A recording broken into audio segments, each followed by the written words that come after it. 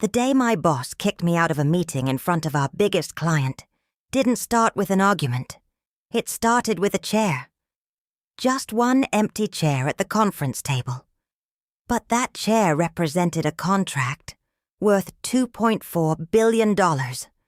And by the end of the year, that chair would cost my boss his career.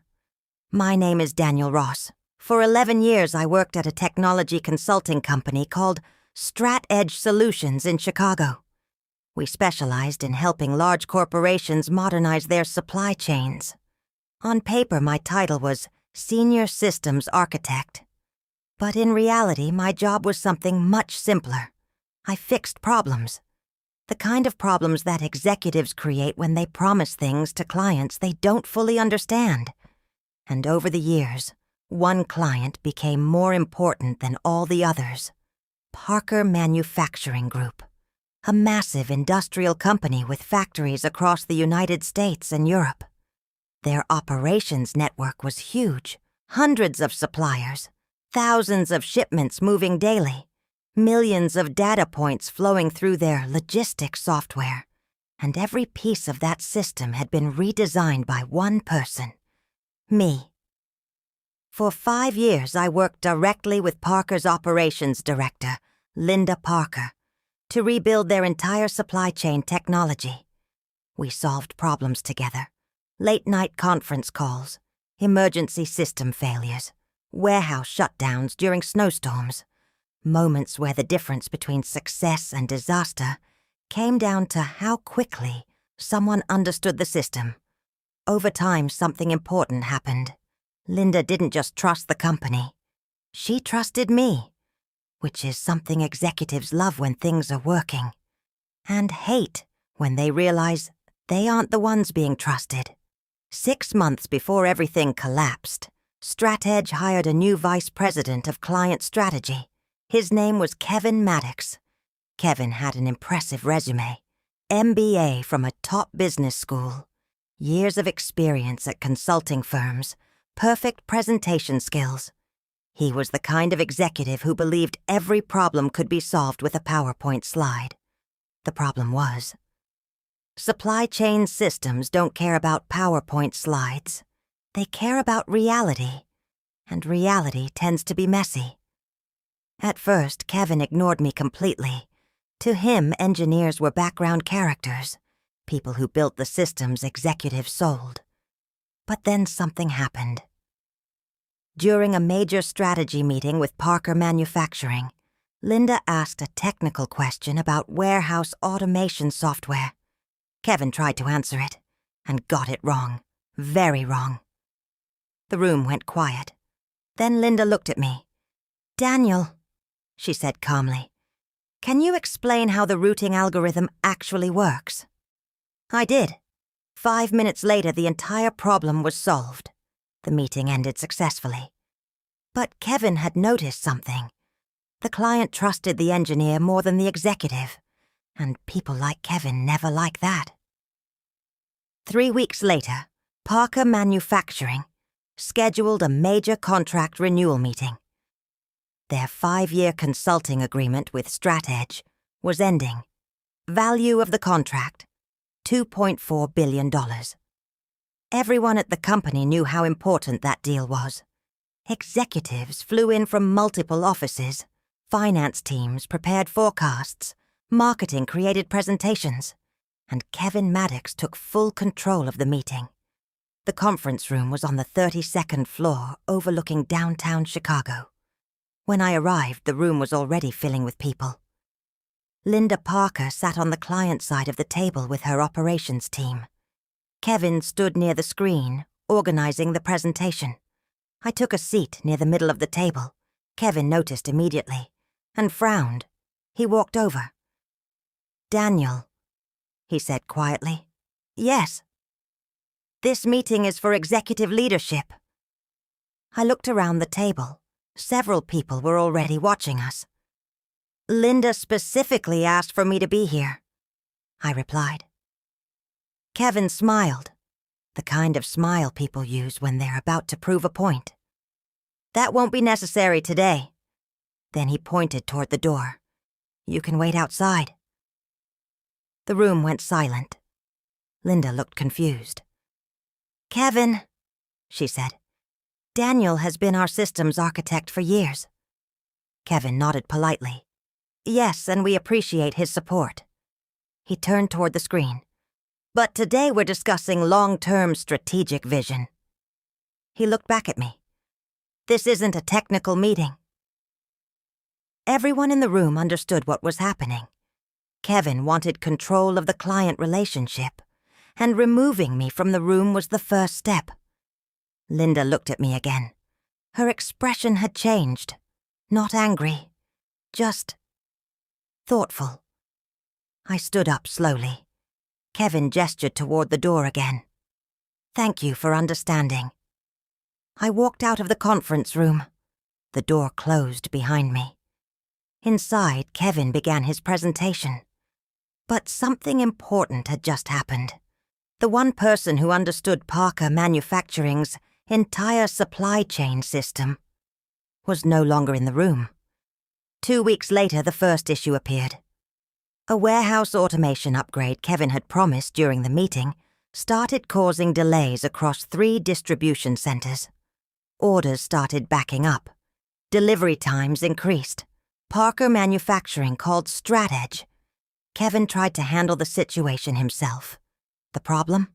He didn't understand the system, and the engineer who did understand it was no longer allowed to talk to the client. 3 days later, my phone rang. Caller ID, Linda Parker. I answered. "Daniel." Her voice sounded calm, but there was tension underneath it. "I have a question," she said. "Yes." "Why is our distribution network suddenly failing?" I took a deep breath, because I already knew the answer. But the real question wasn't about the system. It was about something much bigger. Trust. And once trust starts cracking inside a business relationship, everything else tends to follow. Because Kevin Maddox believed he had removed an unnecessary engineer from a meeting, what he had actually removed was the only person keeping a $2.4 billion partnership running smoothly. And the consequences were only just starting. 3 days after Linda Parker called me, the situation at Parker Manufacturing had already gotten worse, much worse. At first, it was just one warehouse in Ohio reporting delayed shipments. Then another facility in Missouri started experiencing the same problem. Orders that normally took 6 hours to process were now taking almost 2 days. Inside StratEdge, Kevin Maddox still believed he had everything under control, which was strange, because anyone who actually understood Parker's supply chain system knew exactly what was happening. The upgrade Kevin had promised during that meeting wasn't compatible with the routing architecture I had built for them over the past 5 years. In simple terms, he had installed a new engine into a machine that wasn't designed to run it, and the entire system was starting to break down. 2 days later, StratEdge received an emergency request from Parker Manufacturing. Linda Parker wanted an immediate conference call with our leadership team. Kevin was thrilled. To him, this was the moment he could prove he was the right person to manage the account. The call started at 9 a.m. I wasn't invited, but when you work in technology long enough, you learn something interesting. Systems talk, and when systems start failing, engineers hear about it. By 9:30 a.m., I already knew the conversation wasn't going well. Warehouse automation had stopped processing orders correctly. Inventory numbers were drifting out of sync. Some stores were receiving double shipments. Others weren't receiving anything at all. The problem wasn't just software anymore. It was operational chaos. Still, Kevin continued insisting everything was a temporary transition issue. That afternoon, my phone rang again. Linda Parker. "Daniel," she said, "I need you to answer something honestly." "Okay." "Did you design the routing system currently running across our distribution centers?" "Yes." And did anyone consult you before installing the new automation layer Kevin's team recommended? No. There was a pause. Then she asked the question I had been expecting. If we continue using this system, will the problems get worse? I didn't hesitate. Yes. Another pause. Then Linda sighed. That's what I thought. Meanwhile, things inside StratEdge were becoming tense. Kevin's leadership team had started noticing something troubling. Every new issue reported by Parker Manufacturing seemed to point to the same cause. The upgrade Kevin had approved, but Kevin refused to admit it. Instead, he blamed the engineering team, then the client's internal systems, then unexpected integration challenges. Basically, everything except the actual decision. But the biggest problem wasn't technical. It was relational. Because Parker Manufacturing wasn't just another client. They were StratEdge's largest contract in North America. If that partnership collapsed, the company would lose billions in future revenue. 2 weeks later, StratEdge's executive board scheduled a meeting with Kevin. The numbers had started appearing in internal reports. Delayed shipments, retail partners complaining, penalty clauses in Parker Manufacturing's contract. One board member asked Kevin a simple question. Why wasn't the system architect involved in the upgrade? Kevin answered confidently. The meeting focused on strategic transformation. The board member frowned. And the person who built the system? Kevin shrugged slightly. Engineering input wasn't necessary for this phase. That answer didn't sit well with anyone in the room, because even executives who didn't understand technology knew one basic rule. You don't redesign a system without consulting the person who built it. 3 weeks after the upgrade went live, the real crisis happened. A major distribution failure hit Parker Manufacturing's Texas network. 4 warehouses stopped processing orders entirely. Nearly 200 retail stores ran out of inventory. For a company expanding as fast as Parker Manufacturing, that kind of disruption was catastrophic. Retail shelves were empty, customers were complaining, and executives were asking one very simple question. How did this happen? Linda Parker flew to Chicago the next day. She requested a face-to-face meeting with StratEdge leadership. Kevin prepared another presentation. Slides explaining system adjustments. Charts showing temporary inefficiencies. But when the meeting started, Linda didn't look at the presentation. Instead, she asked one question. Where is Daniel Ross? The room went quiet. Kevin tried to answer. Daniel isn't involved in the strategic phase of this project. Linda leaned back in her chair. For 5 years, she said calmly. Daniel Ross designed and maintained the infrastructure that runs our entire supply chain. She looked directly at Kevin. And you removed him from the conversation. Kevin forced a smile. Our new system architecture doesn't require the same level of manual engineering oversight. Linda stared at him for a moment. Then she said something that made the entire room uncomfortable. Then why is our network failing? No one spoke, because everyone already knew the answer. I didn't attend that meeting, but later that evening I received an email from Linda. It was only one sentence. We need to talk about your future. Not the company's future, not the system's future, my future. Which meant something important had finally happened. Linda Parker had realized the same thing the many clients eventually discover. Companies don't build trust. People do. And when the wrong person takes control of a relationship, the damage spreads faster than anyone expects. But the real turning point hadn't happened yet, because Kevin Maddox still believed the situation could be fixed. What he didn't realize was that the decision made in that conference room weeks earlier had already started a chain reaction. And once that reaction reached the final stage, it wouldn't just cost him a client. It would cost him his career. The email from Linda Parker arrived late that night. Just one line. "We need to talk about your future." Not the system's future, not the project's future, my future. Which meant something important had already changed inside Parker Manufacturing. They had stopped asking whether the system could be fixed. They had started asking who they actually trusted to fix it. 2 days later, I met Linda Parker for coffee in downtown Chicago. Not in a boardroom, not with lawyers, just a small cafe across from her company's temporary operations office.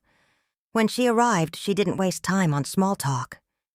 "Daniel," she said, sitting down across from me, "I need you to explain something." "Okay." She leaned forward slightly. "Can the system Kevin installed actually work with our current supply chain architecture?" I shook my head. "Not without a complete redesign." Linda sighed. "That's what our internal engineers said too." She took a sip of coffee. "For 5 years, we had almost no disruptions in our distribution network." She looked directly at me. 3 weeks after your company replaced you in the conversation, our entire system started failing." There was no anger in her voice, just clarity, which was actually worse, because clarity usually comes right before someone makes a decision. A week later, Parker Manufacturing made their move. They sent an official notice to StratEdge Solutions. The document was only 2 pages long, but the message inside was devastating. Parker Manufacturing was terminating its consulting agreement with StratEdge. Contract value, $2.4 billion. The official explanation was carefully written. Failure to maintain operational reliability across the Parker distribution network. But inside the industry, everyone understood the real meaning. The relationship had broken, and once that happens, contracts rarely survive. When the news reached StratEdge headquarters, the reaction was immediate. Emergency meetings, executive calls, financial analysts calculating the damage, because losing Parker Manufacturing wasn't just a financial loss, it was a reputation disaster. Other clients began asking questions. How did a 5-year partnership collapse this quickly? The board asked the same question, and every timeline they reviewed pointed back to the same moment, the meeting where Kevin Maddox removed the system architect from the room. Kevin sat at the end of the conference table while the executive board reviewed the numbers. Lost contract value, $2.4 billion. Projected future losses from related accounts, even more. One board member looked up from the report. Why was Daniel Ross removed from the project? Kevin tried to remain calm. We were transitioning to a strategic leadership model. Another board member frowned. You removed the person who designed the client's entire system. Kevin didn't answer, because there was nothing left to say. The evidence was already written in the financial reports. 2 weeks later, I received another call from Linda Parker. Daniel, she said, we've decided to rebuild our supply chain system. That makes sense. But we won't be doing it with StratEdge. I nodded even though she couldn't see it. I assumed. There was a short pause. Then she said something that changed everything. We want you to lead the redesign. For a moment, I didn't respond. Lead it? How? Linda smiled slightly. You join the consulting firm handling our new infrastructure project. And which firm is that? Her answer came immediately. Northbridge Consulting, one of StratEdge's largest competitors. 3 months later, I started my new job at Northbridge. Title: Director of Supply Chain Architecture.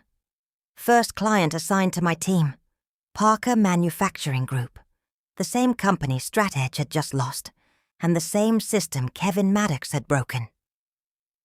Rebuilding Parker's distribution network took almost 4 months, but once the new architecture went live, the results were immediate. Warehouse processing speeds doubled, shipping delays disappeared, inventory accuracy returned to normal, and most importantly, the client finally trusted the system again. Northbridge announced the partnership publicly. A month later, contract value, $2.6 billion, slightly larger than the one StratEdge had lost. Back at StratEdge, the consequences were unavoidable. Investors were furious. The board demanded accountability, and 6 weeks after Parker Manufacturing officially moved their contract, Kevin Maddox was quietly removed from his position. No press release, no public statement, just a short internal memo.